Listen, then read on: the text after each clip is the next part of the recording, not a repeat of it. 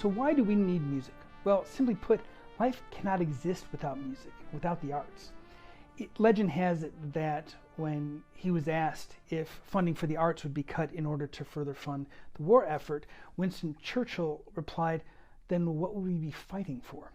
Now, while that has never actually been confirmed that Churchill uttered those words, and my apologies to George Clooney and his Monument Men, the sentiment still holds true. Now, what can be verified is that my high school saxophone teacher, Gary Onstead, once told me the arts and the performing arts are what make civilization civilized. Of course, he then told me to stop farting around and go practice, but that first part will forever be a part of who I am as a musician and a teacher, which is why I tell it to all my students all the time. A lot of people will try to tell you that the world doesn't need paintings or museums or concerts or dance, but what those people fail to realize is that there is not a single aspect of their lives that doesn't already involve the arts. Do you watch TV or go to the movies? Well, great. There you go. You enjoy the arts.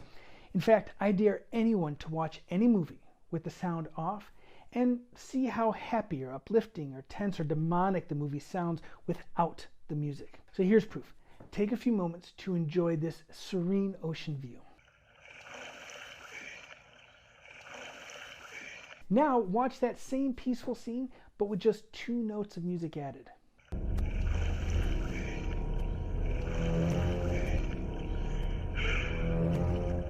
Notice any difference? Well, of course you do, and that's because there is absolutely nothing in our world more powerful than music when it comes to eliciting emotions.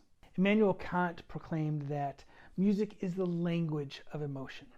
And even Leo Tolstoy once said that music is the shorthand of emotion. I mean, even sports can't survive without music.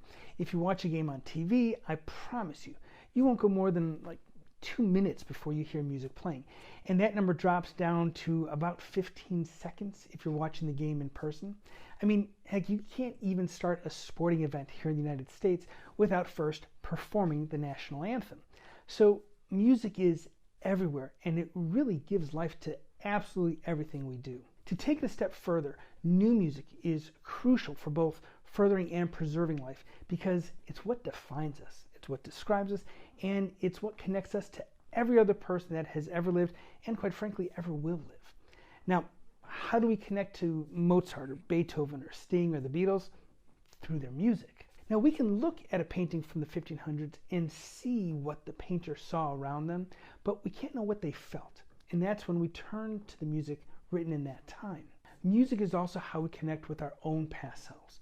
So I'm sure you're like me in that if you hear just the first couple notes of a piece of music, you're transported immediately back to a time when, say, maybe bangs reached the sky and the only thing even remotely cool about me was my mullet. Now, while people in 100 years will likely be able to look back at our YouTube and TikTok channels to see what we were doing and how we were interacting with the world around us, it'll be the music from this time that they use to gauge and understand what we're feeling today.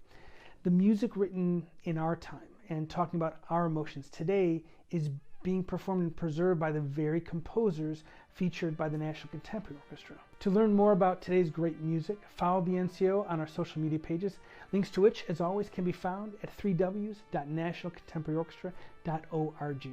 Thanks again for stopping by, and we'll see you next time. All right, thanks. Bye-bye.